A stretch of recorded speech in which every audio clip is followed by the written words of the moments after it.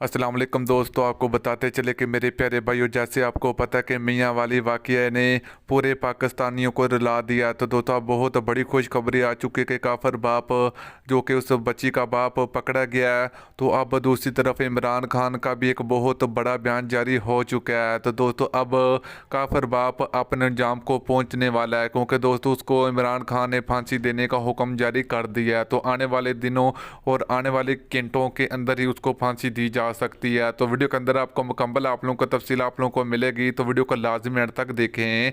तो चलिए मेरे प्यारे भाइयों, आप लोगों को बताते चलें कि मियाँ वाली वाक़ये जो कि 7 दिन की बच्ची पर 5 जो कि गोलियां चलाकर उस छोटी सी बच्ची को शहीद कर दिया। तो अब वो काफिर बाप तो पकड़ चुका है, जो कि पुलिस ने बहुत बड़ी कार्रवाई करते हुए काफिर बाप को पकड़ लिया। तो अब इमरान खान का कहना है कि इसको सरेआम फांसी दी जाए।